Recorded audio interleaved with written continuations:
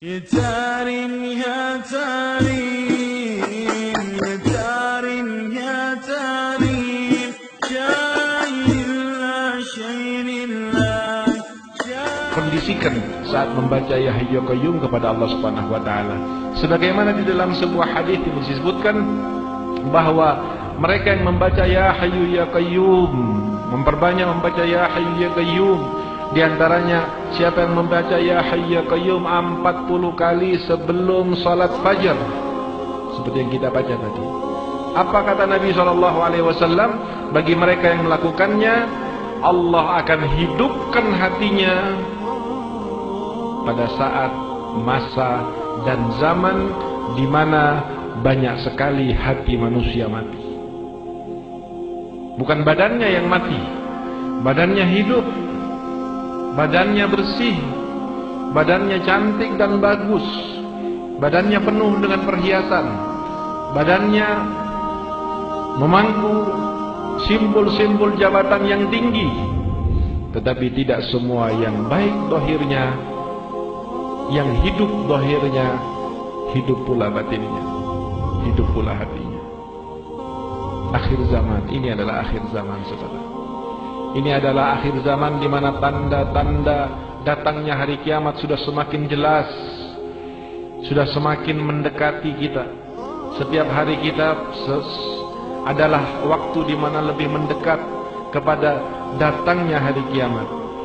Dan di situ Nabi SAW di dalam beberapa kitab yang dikarang oleh para alim ulama, apakah itu kitab Asyratus Sa'ah ataukah itu kitab Al-Fitan, disebutkan di sana bagaimana apa yang disebutkan Nabi 1400 tahun yang lalu kita sudah saksikan di mata kita, kita sudah dengar dengan telinga kita. Nabi mengatakan di antaranya, yushiku ayyati ala ummati zamanun la yabqa minal islami illa ismuh wala minal qur'ani illa rasmuh masajiduhum amiratun wahya kharabun anil huda ulama'uhum syarru man tahta adimis sama minhum takhrujul fitnah wa ilaihim ta'ud. Sadaqa Rasulullah sallallahu alaihi wasallam. Sadaqa Rasulullah alladzi la yantiqu 'anil hawa illa wahyun yuha. Maha benar Allah dan telah benar Rasulullah yang tidak berucap terkecuali adalah bagian dari wahyu yang diwahyukan oleh Allah. Saat Nabi mengatakan, aku takut akan datang satu zaman terhadap umatku di mana kondisi mereka yang menyatakan dan mengaku Islam, tidak ada dari keislamannya terkecuali hanya gambar dan tulisannya saja. Muslim saya, lihat buktinya di rumah saya ada lafaz-lafaz di tembok ayat kursi. Lihat KTP saya tulisannya agama Islam. Lihat paspor saya tulisannya Islam. Lihat saya bangun masjid di sebelah rumah saya. Tetapi semuanya adalah gambar-gambar zahir saja. Tidak tersisa, kata Nabi, dari keislaman mereka terkecuali hanya gambar saja. Beda, saudara, antara orang punya mobil dengan gambarnya mobil.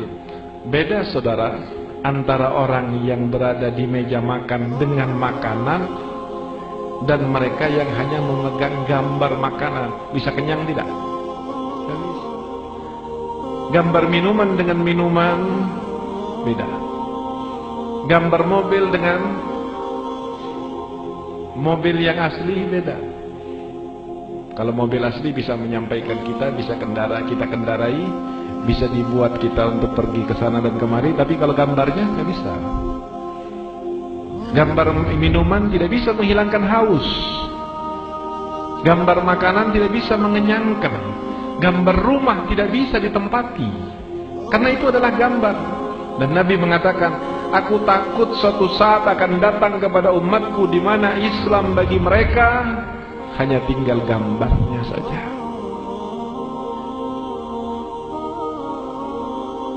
Wala minal qur'ani illa rasmuh. Dan tidak akan datang pada umatku di mana mereka punya Quran, kenal Quran, tahu Quran, bisa baca Quran, bahkan faham Quran, tetapi Quran dari mereka hanya yang tertinggal tulisannya saja. Kira-kira banyak enggak rumah umat Islam yang ada Qurannya? Saya kira hampir seluruh rumah kaum muslimin di dalamnya ada Al-Quran.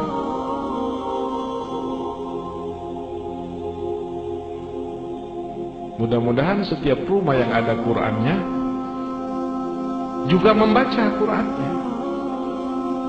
Karena membaca Al-Quran ini adalah tingkat paling rendah dari sikap kita terhadap Quran.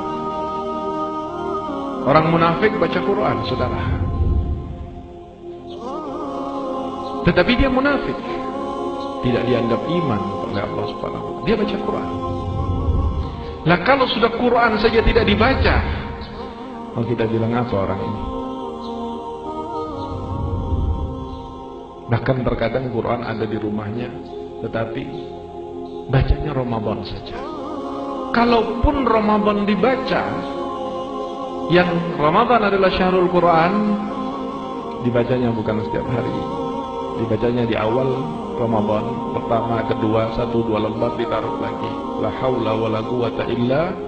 Bagaimana orang seperti ini akan dapat syafaatnya Quran di hari kiamat? Bagaimana Quran akan menjadi penerang di alam kuburnya? Sementara Quran hanya tinggal gambarnya, lembarannya, bentuknya, dan tulisannya saja bagi mereka. Belum lagi dia membacanya, belum lagi dia memahami maknanya, belum lagi dia mengamalkan isinya, belum lagi dia ikhlas di dalam mengamalkan Al-Quran.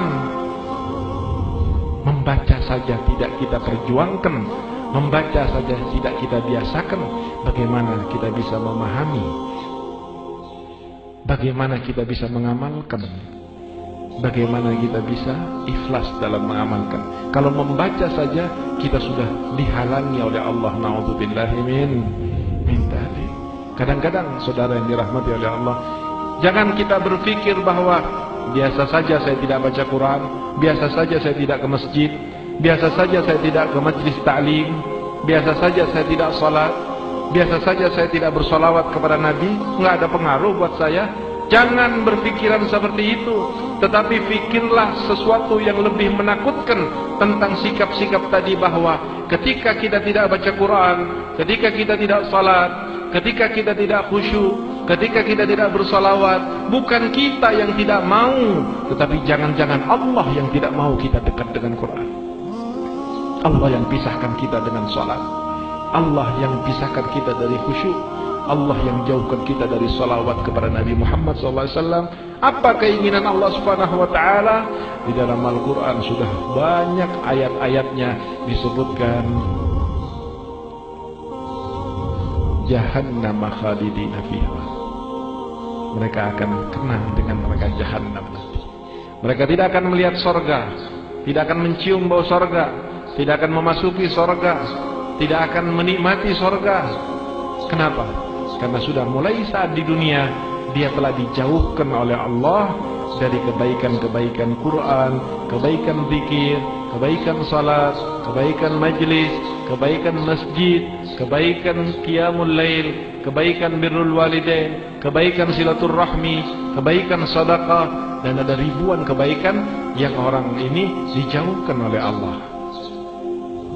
Tapi rezekinya makmur, kerjaannya lancar, bisnisnya berkembang.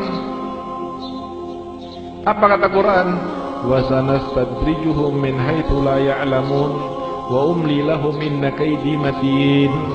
Jika Allah sudah tidak suka kepada seorang hamba, maka Allah akan beri istidraj dia.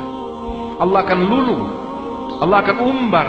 Nih, rezeki ambil, pangkat ambil, dagangan makmur ambil, rumah mewah ambil, tanpa dia sadari kata Allah bahwa itu sebetulnya adalah sebuah luluan dari Allah. Wa umli lahum, dan akan dipatenkan oleh Allah. Padahal kita sudah berjuang, padahal kita sudah ingin, padahal kita sudah berdoa, kok masih pimpinan kafir yang menjadi? Wa umli lahum, akan dikokohkan oleh Allah. Biarkan, ambil. Inna kaidi matin, kata Allah. Kalau aku membuat rekayasa, kata Allah, begitu rapi sekali. Hikmahnya buat kita ada, sialnya buat mereka pasti akan ada. Pada saat akhir zaman seperti ini, kata Nabi, Quran tidak ada kecuali gambarnya, Islam tidak ada kecuali namanya, masajiduhum amirun, masjidnya luar biasa, kata Nabi pada saat itu. Akhir zaman masjidnya akan bagus, masjid mewah, masjid indah. Wahiyya kharabun anil huda. Tetapi masjid-masjid itu tidak ada hidayah di dalamnya, tidak ada petunjuk di dalamnya, tidak ada kesolehan dan kekhusyuan di dalamnya, tidak terbuka sebagaimana masjid-masjid di zaman orang-orang soleh. Tidak ada ta'lim di dalamnya, tidak ada orang yang sujud nangis di dalamnya, tidak ada orang yang berzikir hatinya nyambung kepada Allah di dalamnya. Kharabun anil huda, tidak ada hidayah di dalamnya. Ini akhir zaman. Ulama'uhum syarru man tahta adimis sama. Ulama-ulamanya sejelek-jelek makhluk Allah yang ada di bawah naungan langit. Naungan langit ini banyak, saudara. Ada manusia, ada soleh, ada kafir, ada binatang, ada tumbuhan, ada gunung. Tapi kata Rasul, siapa yang paling jelek di bawah naungan langit? Ulama'uhum, ulamanya yang paling jelek, kata Rasulullah. Ulamanya yang paling jelek. Kenapa demikian ya Rasulullah? Karena mereka sudah cinta kepada dunia, cinta kepada jabatan, takut kehilangan apa yang dimilikinya, terlalu rakus dengan kehidupan duniawi. Langkah berikutnya dia akan jual agamanya demi kepentingan-kepentingan pesanan yang berada di sekitarnya. Akan dijual demi kebutuhan siapapun yang membutuhkannya. Anda butuh fatwa dari saya akan buat halal jadi haram, saya akan buat haram jadi halal, saya buat yang harusnya baik jadi jelek. Saya ulama, tapi wani biro, apa yang mau dikasihkan ke saya? Begitu diberikan, na'udzubillahi min dzalik. Du'atun ala abwabi jahannam, kata Rasul. Dai-dai, pengajak-pengajak, pengajar-pengajar yang nanti akan berada paling depan di depan pintu neraka jahannam. Na'udzubillah, na'udzubillah, na'udzubillah min dzalik.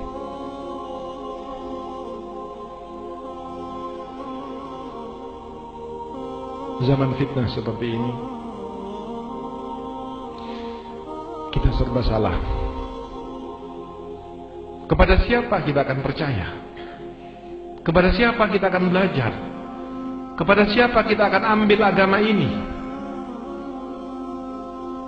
Allahul musta'an. Allah tempat kita meminta tolong. Mudah-mudahan Allah temukan kita dengan para ulama-ulama yang saleh, ulama-ulama yang hatinya bersambung kepada Allah, ilmunya bersanad kepada Rasul sallallahu alaihi wasallam, wajahnya ketika kita pandang mengingatkan kepada Allah, tutur katanya santun dan sopan, sikapnya merakyat dan tawadhu, dan doanya dikabulkan oleh Allah Subhanahu wa taala. Minhum takhrujul fitnah, dari mereka keluarnya fitnah, kata Nabi Muhammad. Musibah agama pertama keluarnya dari mereka. Statement-statementnya jauh daripada kebenaran. Ungkapan-ungkapannya justru menghinakan Islam dan kaum muslimin. Ungkapan dan ucapannya justru membela selain kaum muslimin, selain kemuliaan-kemuliaan agama, entah dengan alasan HAM, entah dengan alasan toleransi, entah dengan alasan macam-macam. Na'udzubillah min dzalik. Ittaqullah. Kita dan mereka suatu saat akan berhadapan dengan Allah, akan berhadapan dengan Nabi Muhammad. Bahwa komunitas itu telah dimuliakan oleh umat karena dia membawa simbol agama. Kenapa kita mencium tangan para ulama? Karena dia membawa kemuliaan agama. Tetapi ketika sudah kita menghargai dan menghormatinya, lalu justru mereka yang menjual agama, na'udzubillahi min dalik. Apa kata Rasul? Man izdada ilman wa lam yazdad huda lam yazdadu minallahi illa. Dan apa kata Nabi selanjutnya di lain hadisnya? Pertama kali orang yang akan masuk nerakanya Allah adalah mereka. Na'udzubillahi min dalik ya Rabbana wa'fu anna waghfir lana warhamna anta maulana fansurna 'alal qaumil kafirin.